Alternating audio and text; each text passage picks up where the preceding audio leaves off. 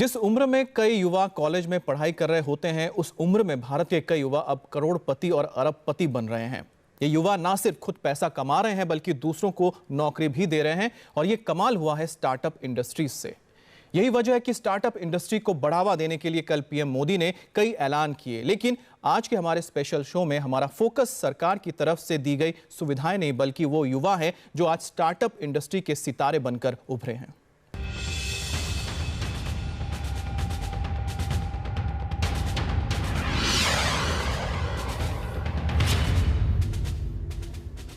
Startup के सितारों में सबसे पहली कहानी रितेश अग्रवाल की है। ओडिशा के एक छोटे से गांव के रितेश ने बिना किसी बड़े इन्वेस्टमेंट के सस्ते होटल्स की ऐसी चेन तैयार की जो 670 करोड़ रुपए का कारोबार बना चुका है।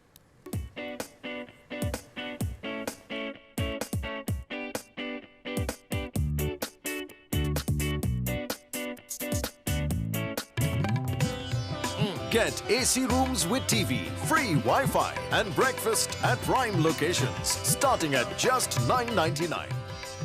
और क्या चाहिए?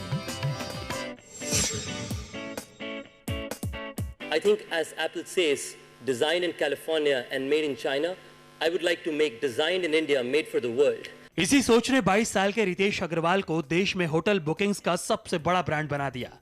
शनिवार को प्रधानमंत्री नरेंद्र मोदी जब देश में स्टार्टअप को पुशअप करने के लिए एक्शन प्लान का ऐलान कर रहे थे, तब उनके साथ मंच पर ओडिशा के एक छोटे से गांव का यह नौजवान भी वहां दुनिया की दिग्गज स्टार्टअप कंपनीज के सीईओ के साथ बैठा था।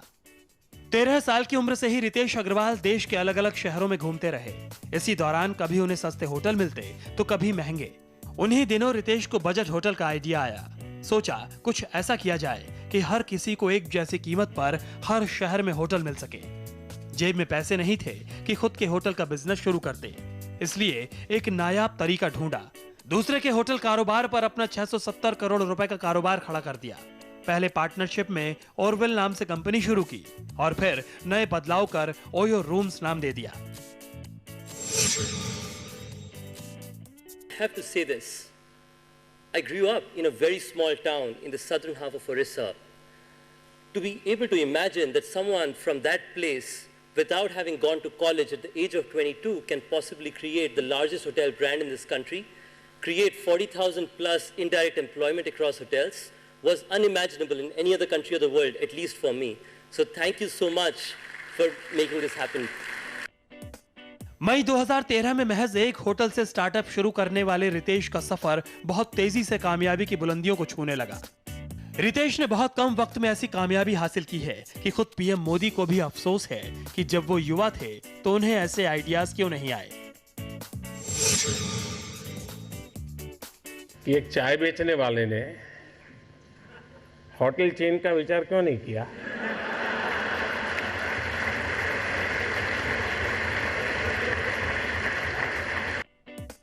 प्रधानमंत्री नरेंद्र मोदी अफसोस कर रहे हैं। उन्हें अफसोस है कि जब वो युवा थे तो उन्हें वैसे स्टार्टअप का आइडिया क्यों नहीं आया जो रितेश अग्रवाल को आया। लेकिन प्रधानमंत्री का यह अफसोस रितेश की तारीफ करने का एक तरीका था। एक ऐसे शख्स की तारीफ जिसने कम कीमत में बेहतरीन सुविधाओं वाले होटल का सपना देखा। और आज रितेश हजारों लोगों के कम कीमत में अच्छे होटल में रुकने का सपना पूरा कर रहे हैं। Manish Jha, India TV, Delhi.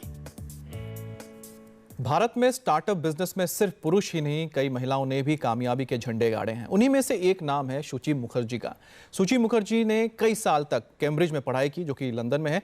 लेकिन भारत लौटकर जब उन्होंने बड़ी कंपनी में नौकरी के बजाय अपना कारोबार शुरू करने की इच्छा जाहिर की तो सभी हैरान रह गए।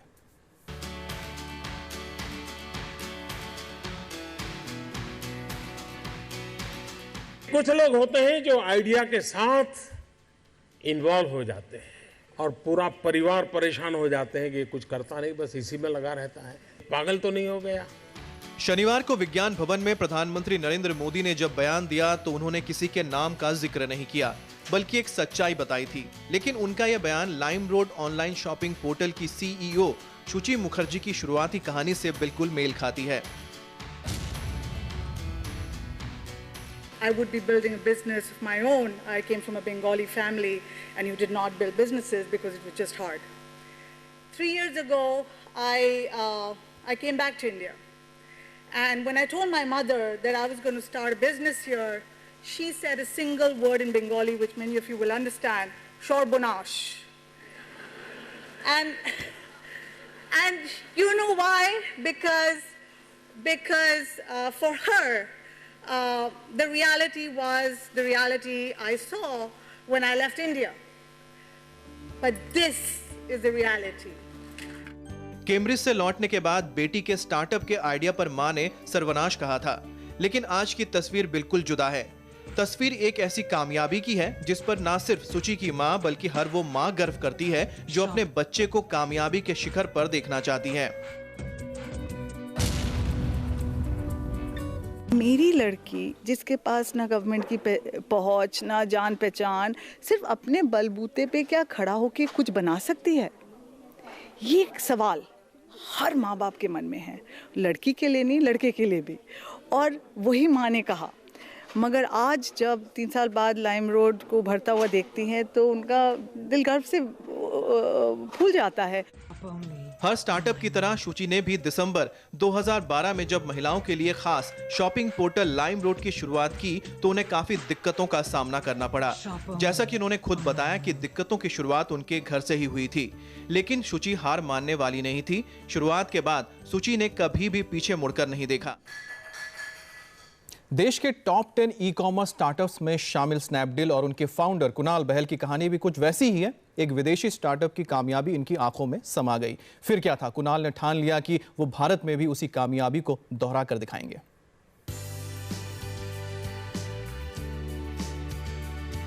दिल्ली के विज्ञान भवन में शनिवार को स्टार्टअप कारोबार के जो दिग्गज जमा हुए थे, उनमें देश में ऑनलाइन शॉपिंग में क्रांति लाने वाले स्नैपडील के को फाउंडर कुणाल बहल भी शामिल थे।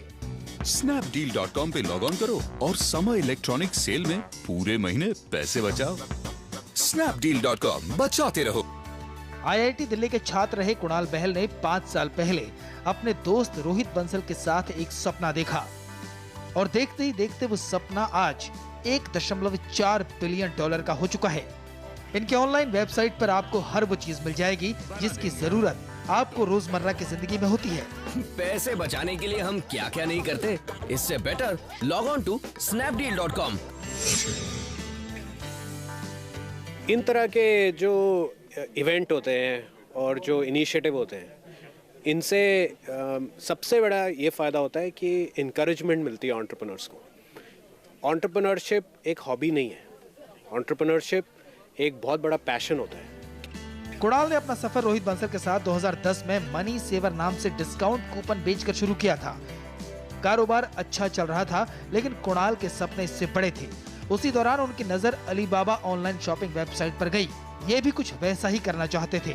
दोनों ने कूपन कंपनी बंद की और online shopping portal Snapdeal launch कर दिया।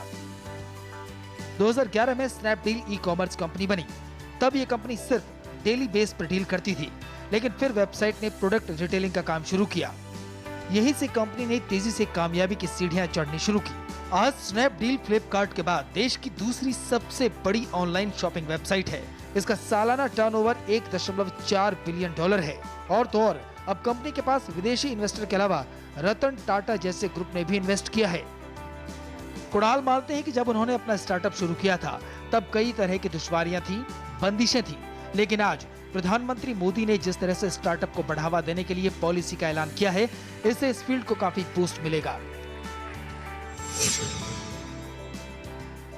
गवर्नमेंट के सपोर्ट से अब ये एकदम साफ हो जाएगा पूरे देश में, पूरी गवर्नमेंट में, कि बहुत जरूरी है एंटरप्रेन्योर्स को सपोर्ट करना। कुणाल और रोहित जैसे लोग खुद अपनी तकदीर लिखने वालों में से हैं।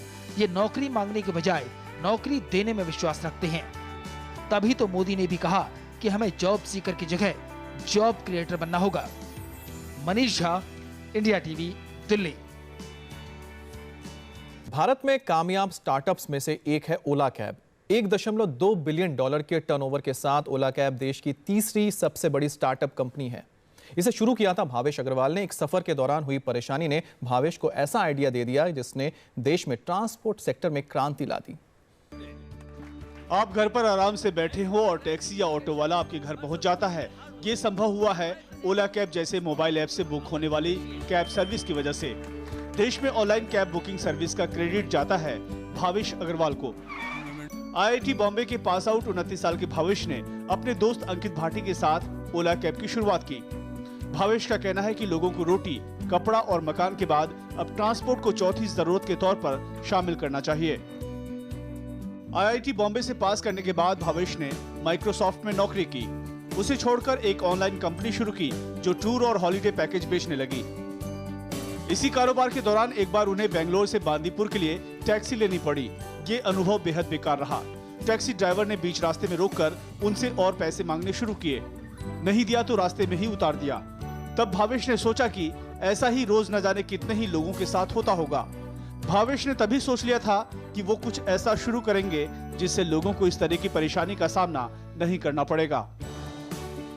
इसी सोच के साथ उन्होंने 2011 में टैक्सी सर्विस की शुरुआत की जो सस्ती हो और अपने वादे पर टिके रहने वाली हो। अपने दोस्त अंकित भाटी के साथ मिलकर $3,30,000 का शुरुआती निवेश किया और आज ये कंपनी $1.2 बिलियन से ज्यादा का कारोबार कर रही है। मेरे ख्याल से बहुत ही अच्छी बात है कि ये गवर्नमेंट ने ऑर्गेनाइज किया है एंड द फैक्ट कि इतने सारे मिनिस्टर्स, इतने सारे सेक्रेटरीज यहाँ पे आए हैं, जो शोज कि कितना कमिटमेंट है गवर्नमेंट के साइड से। और स्टार्टअप इंडस्ट्री एक बहुत नई इंडस्ट्री है इंडिया में और इसको ग्रो करना बहुत ही इंपॉर्टेंट है एंड वो गवर्नमेंट रियलाइज भी कर रही है। तो I am very excited personally. मेरे ख्याल से स्टार्टअप में इनोवेशन अक्रॉस सेगमेंट्स होनी चाहिए एंड ये सच है कि थोड़े टेक बेस में ज़्यादा स्टार्टअप्स हैं बट बाकी सेक्टर्स में भी हैं और उभर रहे हैं एंड इस सपोर्ट से और उभरेंगे।